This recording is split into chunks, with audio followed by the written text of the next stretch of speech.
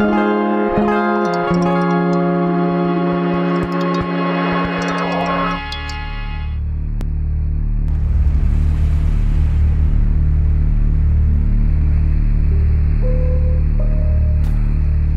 got a jet here for a very good friend of mine who trains at a gym called Chatty. So we just want to chase him down today, see, and see if we can get him. Because he's a bit of a rat. Well, he's a fucking cockroach, isn't he? See, this what does your fucking head in. You spend half a day ringing around people. Yeah, what exactly happened was, this chap who owed me the debt was originally a partner with my daughter. They were going to get married, they bought a property, they were getting a property together, etc. We thought he was smashing, but unbeknownst to us, he was not nice to our daughter. We don't like people who profess to be something and they're not, they're something else. We don't want people to be nice to us or to members of our family and then they're not nice behind our backs. What that is, it's called bullying. I'm not a nasty person. I'm not 6'3" and bulletproof, but when I found out what he'd done, I felt like smashing him to pieces. He slapped my daughter, he hit her, and if I could have got hold of him, I'd have strangled him. But I'm glad I didn't. And I'm glad that there was somebody like Sean who sat me down and said to me, Phil, never do anything in anger. You've got to do everything legal and above board. Well, we've just found him on a site on the internet with a picture of him. So we're going to take a picture of that. Just so we've got him. Name is shamed. So he'll be getting a call tomorrow. I've line on speaker.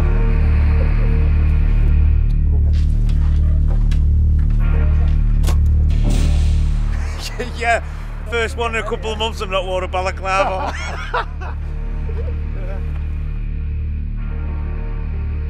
This guy we're going to see now has no idea. His oldest death from last year. But Nat and Tony know him. It's come out. They know him fairly well. So I'm initially going to go in and speak to him and tell him how it is, what he's got to pay, why I'm here. Don't fuck with me, you don't need to know who I am. You know, I don't want the lad to lose his job, even though he's a fucking rat as far as I'm concerned. But you know, I'm not a cunt. I want to pull him, tell her how it is, and it's got to be paid. You can just tell me I'm a friend. It's a good day for me, it's a bad day for you. You know Nat and Tony, don't you? I'm a debt collector, I collect checks. Shelly's a good friend of mine. Okay. You've said you'll honour that, you said you'll pay it, right. And you haven't. Right, so okay. Basically we come and you're taking a piss. And Charlie's a fucking tough fella. Okay. As long as we come to an agreement today, right. that it gets paid, it gets paid. Okay. If it's not, I fuck off and them two speak to you. Right, okay.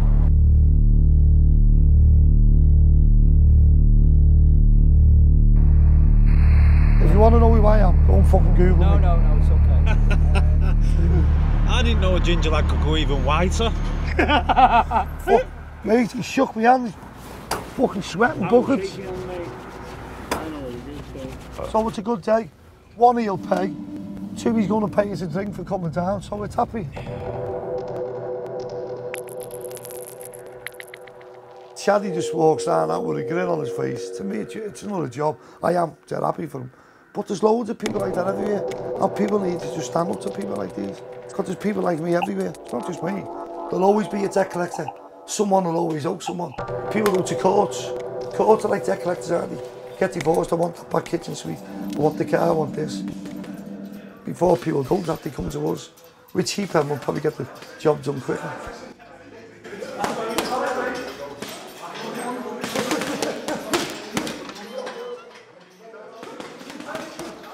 Basically what's happened today, an employee who I have, that I've only had for a couple of months, we give him a job on a trial. He's done well, he's not a bad kid, he is a good kid actually. I've had rumours he's been selling juice in the gym, which we just don't abide by. There is lads in here that do use steroids, but they use it in their house. And what they do is behind closed doors is none of my business. I'm not into that crap, it's nothing to do with me. Now there's another lad in here with a tattoo on his head, not Tony upstairs, it's a different lad. And I've looked after this kid for like 4 or 5 months. They can either have a dig, or they can admit what they've done, pay me a bit of profit back, still take it in the gym. If they deny it, the two of them are going to get a crack, and that's it.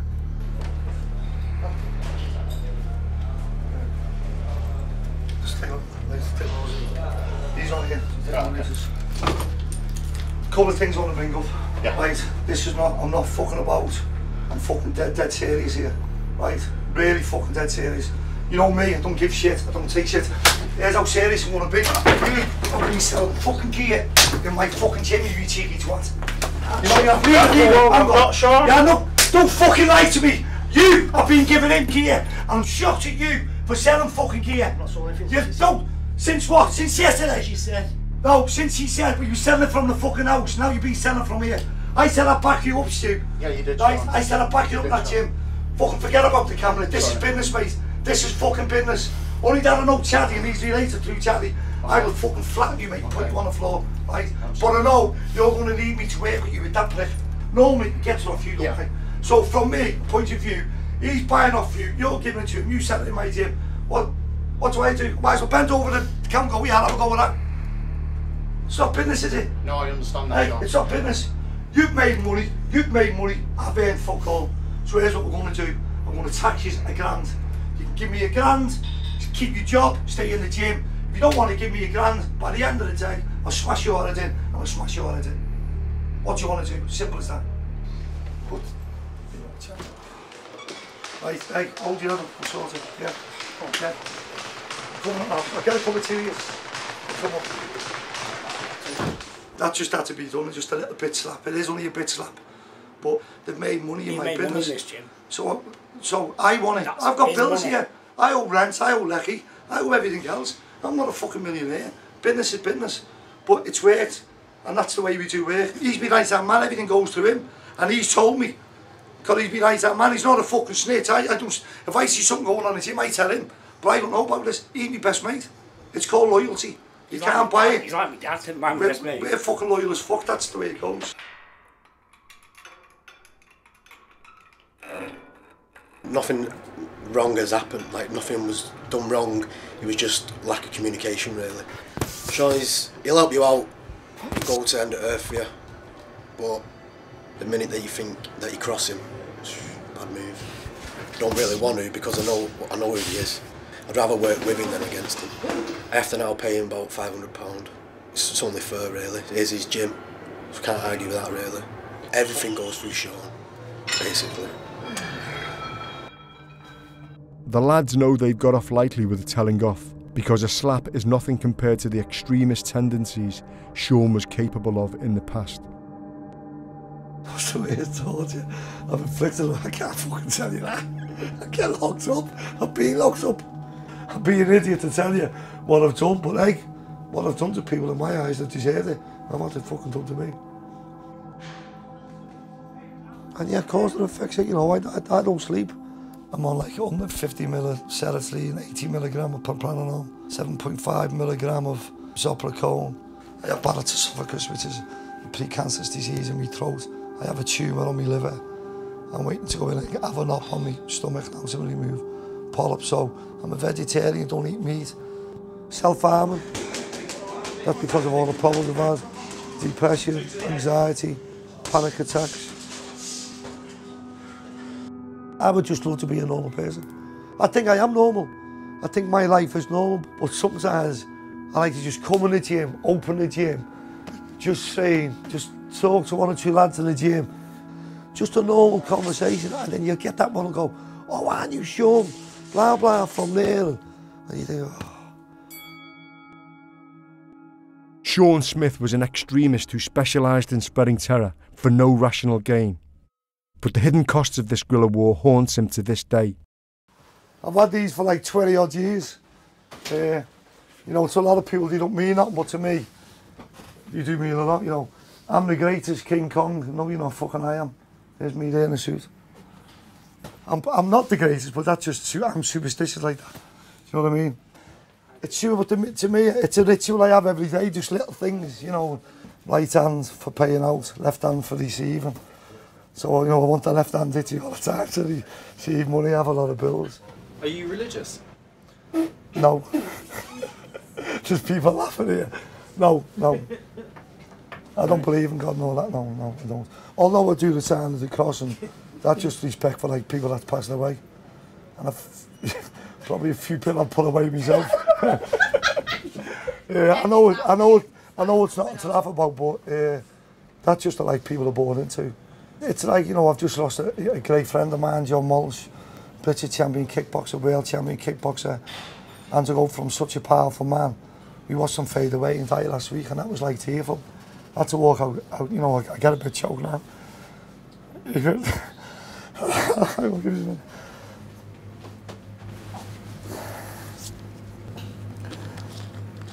let that moment pass. But you know what happens to the best of people? I have been scared of dying in the past, but I think because I've had 4 or 5 attempts on my life, and when I did get kidnapped and locked in a container, and they were shooting at the container and ramming the car, and I honestly thought I was going to die that day. I pissed myself. I thought I'm going to fucking die here. And then you pass that fear because the firing of the gun or the steel container, the ramming the car, and the pouring petrol in the saying they're going to light it. You have this sort of being where you think, no, I'm not going to, if I'm going to die, I'll go out fucking fighting, or I'll go out roaring. I'm not going out cowering in the corner.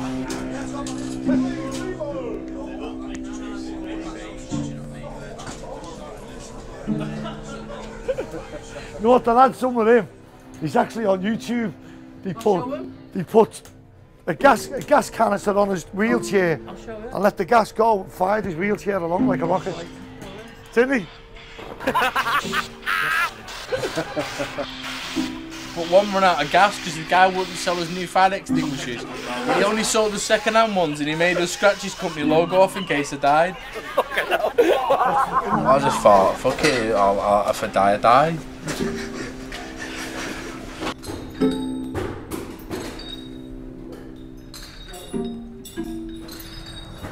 Since you last interviewed me, and you see me, you know, with the cut that was on my stomach, I got out, carried on with the drugs. I was sat in the bath, had enough, slashed my face, and but I hit the artery on my forehead, on my side of my head here, and the blood was just squirting out. Good job my dad was in the house. I was sat in the bath. The bath was just covered in blood.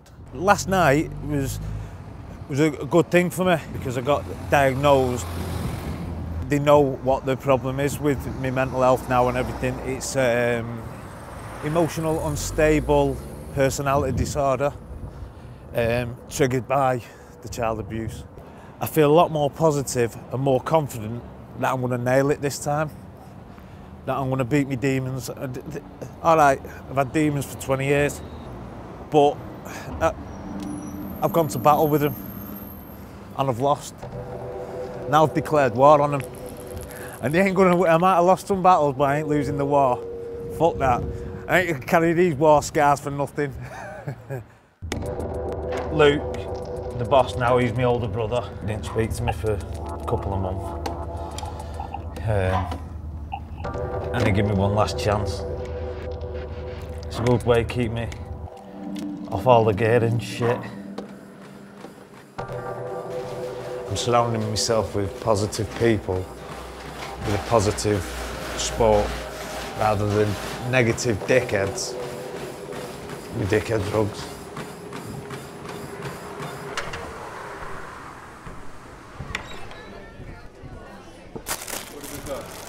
There we go. Don't refuse a proposition. You will be made next week. You will be taking. I get a nice big debt in here tomorrow. Go. You will be taking on fresh vitality during the next few weeks. That's good, that mate. Getting ready for your fight. Bit of vitality, getting ready, getting fresh, hungry, win the belt. Bring it back. Get a fresh bit of gear in. That's what you need from the belt. Your lucky number 2 will keep your future fine. Fuck off, bollocks.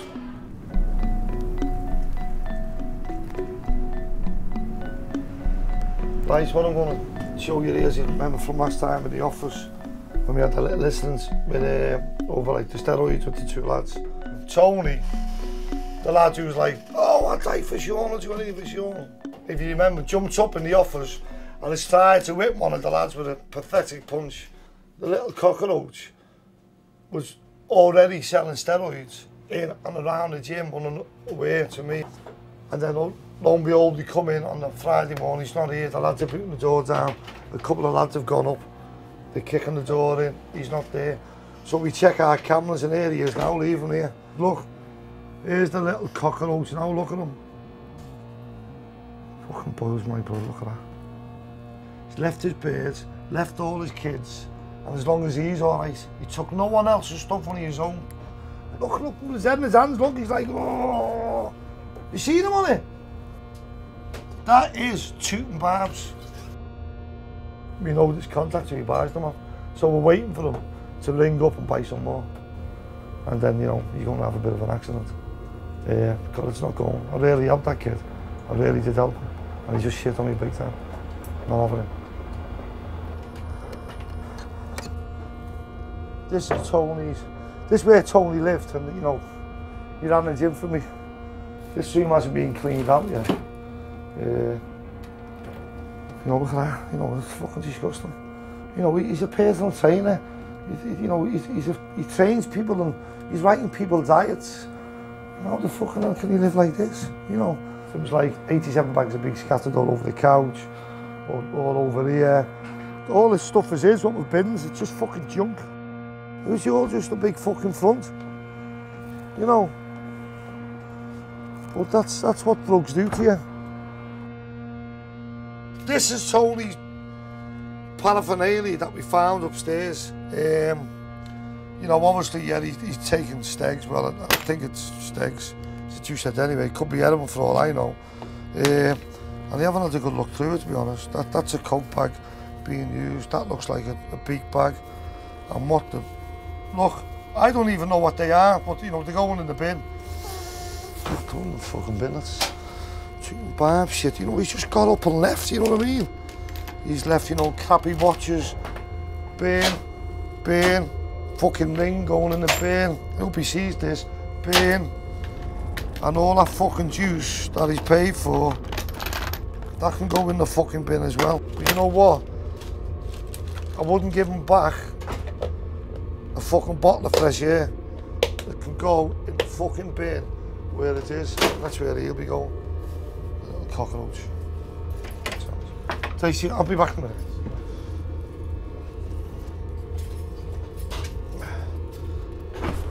Oh God.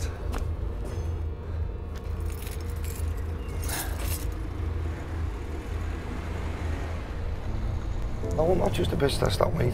I'm proper wound up to death because my mate up there's been out off for near 300 grand. Tony's had me off for 3,500, which is a lot of money. Some people might think, you know, he's got a drug problem, give him a hand. Well, I give him a hand, that's why he was there with me. Everything was there for him. And to get shit on, and it's just, everything's negative, you know, and it just, it affects me in every little way. It's like, I think, oh, you fucking little maggot. And you think, is it fucking worth it? Is it all worth it? And sometimes I think, look myself in the mirror and go, what the fuck are you doing? Why are you taking on other people's headaches? You do feel responsible, and you shouldn't do, because it's not my problem. I never created this problem. I'm just there to try and sort it out for you, and I'll do it the best I can. But I feel, you know, and I don't know whether I should say this, there's no one there to sort my problems out. I have no one. It's so fucking hard, mate, because people look up to you and expect you to be there, oh, shoulder to cry on, and, you know, well, hang on, I get fucking fed up as well, you know. You know, my little things is like, you know, I would love to have my daughter on camera and seeing a different side of me, but I don't trust people out there, you know. I don't want them to see my daughter. That's my, I don't want my wife on it either. You know, everyone loves the kids and everyone's got the best kid, but she's just an adorable kid. You know, I have 5 daughters. I'd love to show you me being, yeah, I let them put and draw on my face and, you know, put bows in your hair. Yeah, the kids are, you know, I look stupid, but hey, I'm just a dad, you know. Since filming this, Sean hit the jackpot, landing the biggest deal of his career, a £1 million debt in Portugal. The payoff was a much-needed, all-expenses holiday in the sun. After all, going straight hadn't turned out to be the quiet life he'd once dreamt of. Nat is still working with his brother. He's clean and no longer self-harming. He's also busy training for his pro boxing comeback, his last shot at the title. Tony is still on the run. His family fears if he comes back, he may go on the missing list forever.